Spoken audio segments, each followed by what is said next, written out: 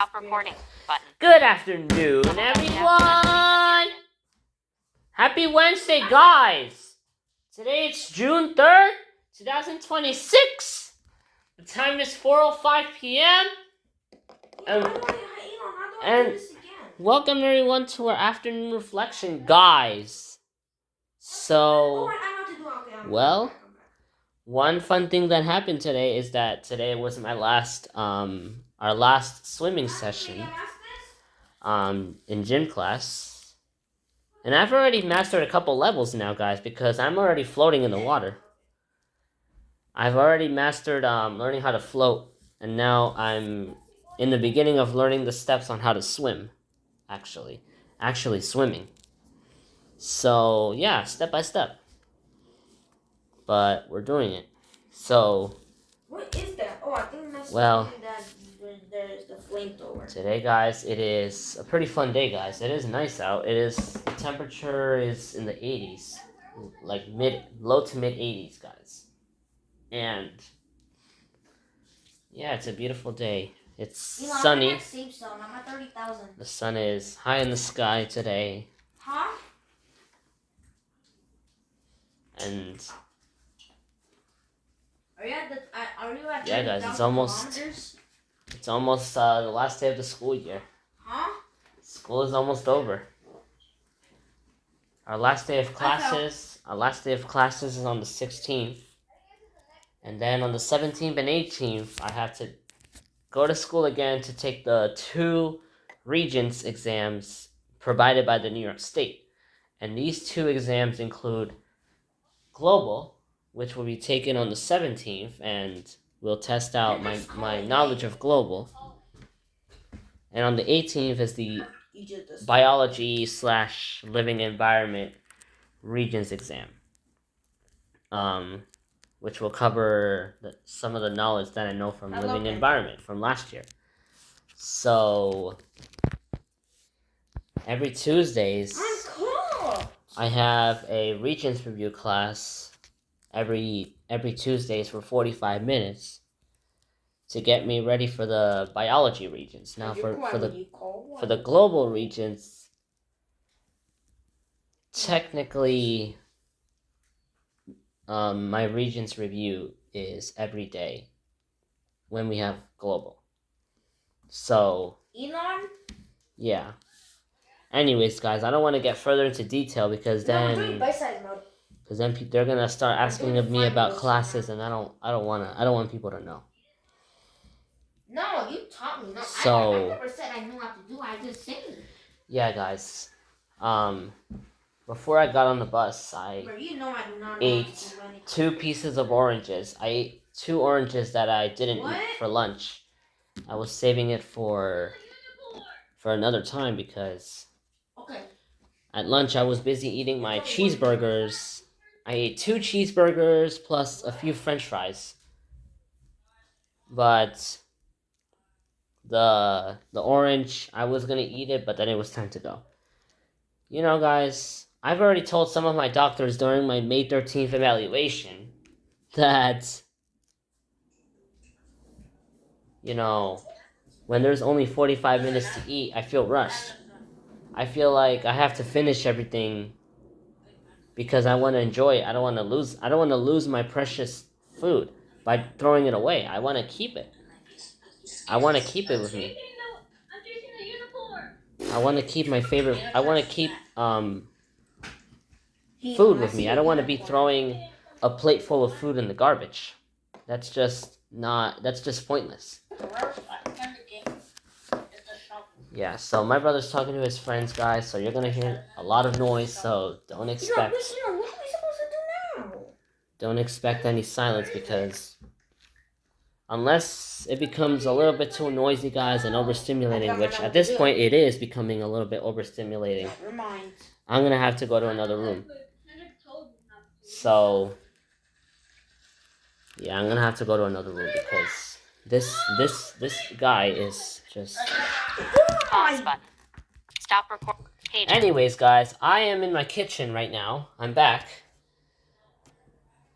So, now this leads to what I've been looking forward to do, which is remember, guys, on Sunday, I made a video of showing you guys the two medications, Dayquil versus NyQuil. I only find one of them. The other one, I don't know where it is. Wait a minute. I actually found the other one, guys. I found the two medications that I need. Good to know. So, yeah, I thought they were not there. I thought I just found one medication instead of two. So, well, I found it. I found the two medications that I need to for future research. Now, the most riskiest part, I might want to start experimenting with medicating myself. But I'm not ready to self-medicate because, first of all, I don't have the tools and skills that I need to, well, I don't feel confident enough to actually start medicating myself independently because I wouldn't know, like, how to, let's say, put a certain dose on a cup. But I wouldn't know if I put 10 milligrams or 15 milligrams in a cup. I wouldn't know unless I have some sort of technology that can let me know. Now, Be My Eyes could tell me if I call a volunteer. But for now, I'm just going to let my mom do the measuring part and me doing the research part about the medication because, you know, I'm a curious person. I love to research. I love to, you know, I like to just more than do research, guys. I like to take evidence and ask questions about evidence. So one evidence that I found. Email Kuma Rosalind Wright Kuma paper clip stairs success exclamation mark. Yeah, that's weird. Okay. One evidence that suggests that NyQuil helps you kind of calm your symptoms down is by their sedative effects. Because I've noticed that when I took NyQuil on Saturday night, my cough settled. I was able to sleep peacefully for the night. My body went into a relaxed state. You know, now today is Wednesday, 3 days later, I don't need to drink Dayquil or NyQuil anymore because my cold has gotten better now, guys. I'm back to normal. I'm not sick anymore. Maybe it's just a little bit of blowing my nose, and often when it happens, it's like it comes out in big bursts of boogers that are still kind of hard and a lot. That's why I use a tissue. Because I remember, guys, I felt like I had to eat my boogers yesterday because I was blowing my nose. I didn't have a tissue with me, so I was like, you know what? I'm going to blow my nose and get some of the pieces of boogers because the boogers were actually dripping like to my mouth and stuff. So then I kind of grabbed a piece with my hands and then just swallow it in whole. And then I still had traces of boogers on my nose, so then I cleaned it. Oh gosh, that was messy. I didn't have a tissue with me, so I was like, you know what? I guess I should do the most nastiest part of the process. And guess what? I didn't wash my hands because, you know, technically boogers are my own germs. They're my own germs that still might contain some traces of the virus, even though they mainly contain dead cells. Yeah. Yeah, because most of those boogers that come out when your cold subsides, mostly contains dead white blood cells and dead skin cells that successfully fought the infection. Yeah.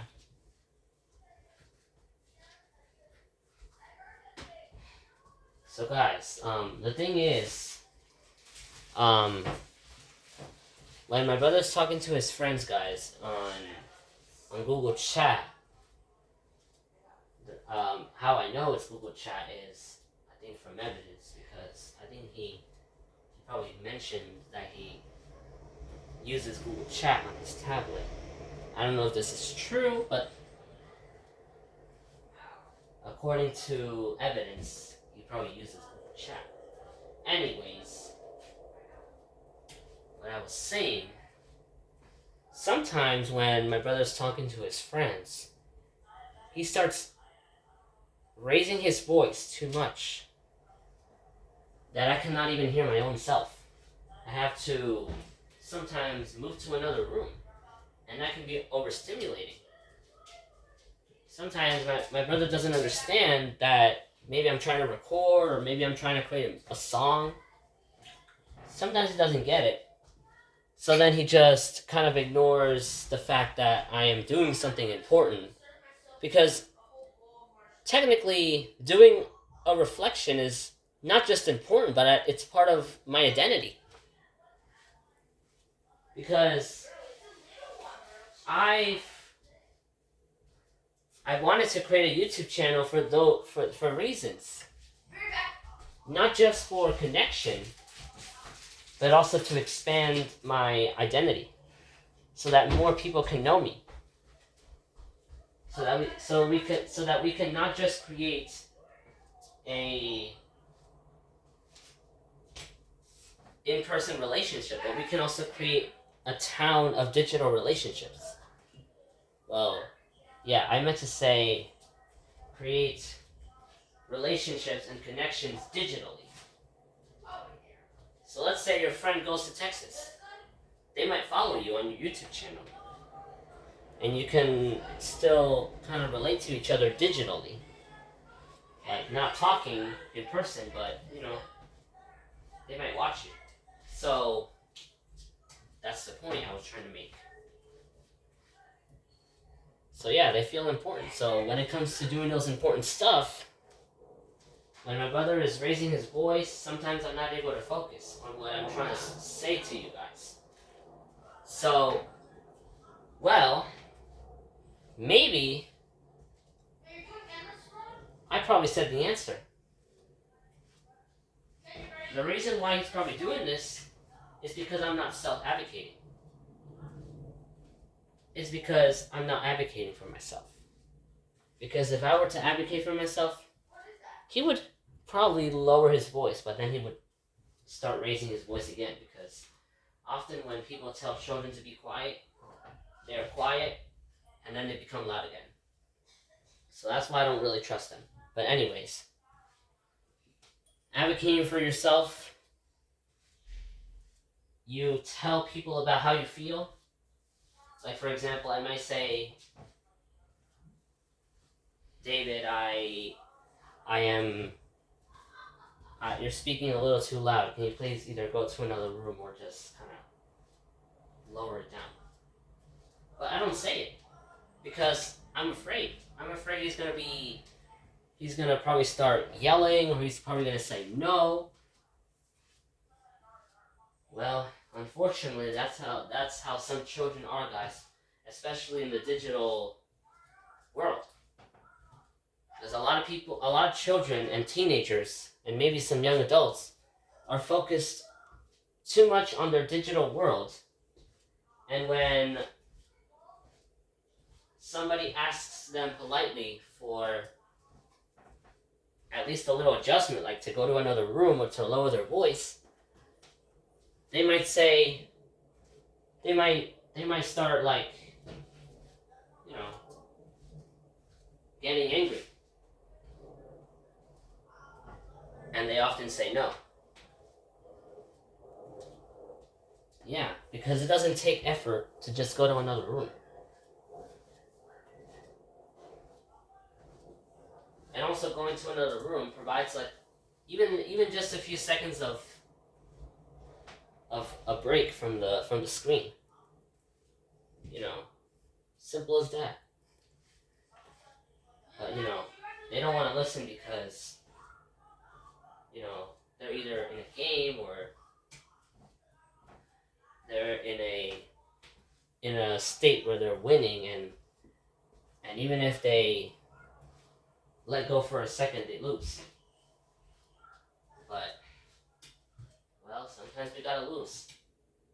We gotta get out of the game and do what we have to do, no matter if we lose. That's just how it is. I don't care if you win or not. You still gotta do it. You still gotta do what you have to do. And that leads to a fact about me, guys. I don't like video games. Number one, because many of the games are not accessible for me, especially because I'm blind. Well, there is an exception, though.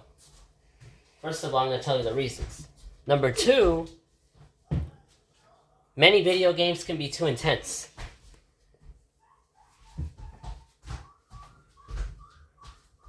They spike adrenaline a lot. So that's why. I don't really recommend video games, especially for people who are trying to be intentional or mindful about their aware. But there's an exception though, guys. I found a video game for Windows. It's called Crazy Party. And it's dedicated specifically for the blind and visually impaired. And it works using keyboard commands on Windows, on the computer. Now, to be honest with you, I wouldn't recommend sighted people using it because it's pointless. For sighted people, it doesn't do anything for them. But for a blind person, it does. It helps them navigate through a digital world and a video game with tactile feedback and, well, mostly auditory feedback. Yeah. Auditory. So yeah, that's the point I'm really trying to make about video games.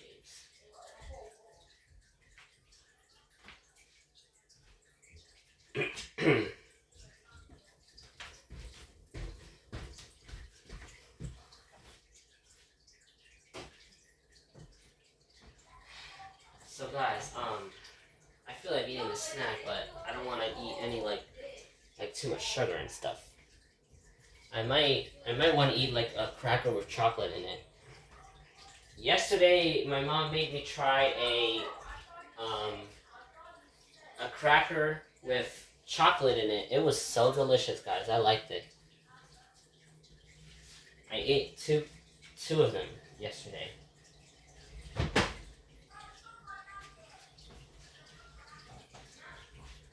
But also, guys, I wanna try to avoid eating snacks too late, because it might possibly interfere with like sleep and stuff because of the sugar.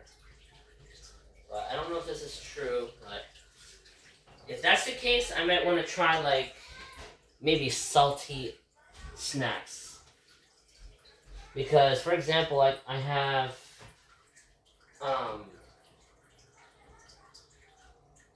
like some sort of chips in the list of snacks that I have.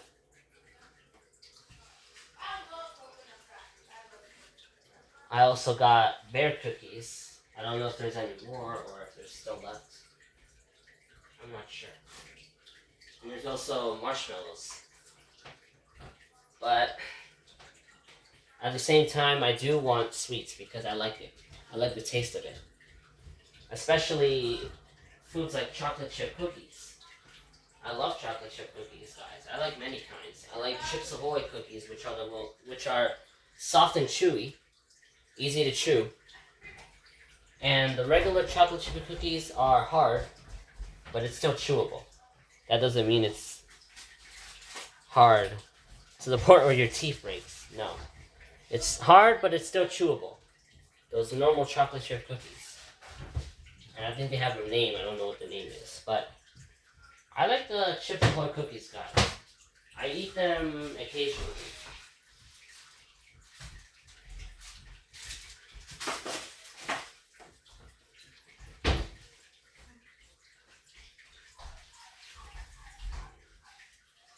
Yeah. So guys, I actually bought my iPad today, guys, accidentally. I brought my school iPad with me accidentally. So what I'm gonna do is when I post this video, I'm gonna see how my iPad reacts when the video is sent. Because on my iPad I subscribed to my own channel and turned on the notifications, just like I'm recommending you guys to do. I did it on my own iPad. I even liked my own videos. So, yeah. I'm basically cheating. But, yeah. But anyways. I want to see how my iPad does when the video is posted on YouTube. Since I have notifications on my school iPad, I will receive it. And it's gonna,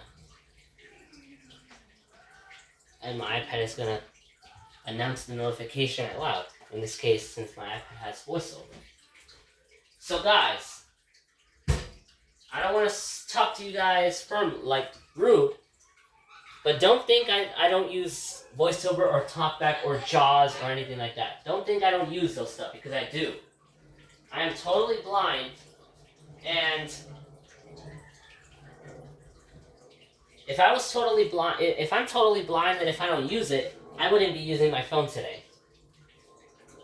I would be completely separated from the digital world, and I wouldn't even know, not even how to put the letter E on my phone. So,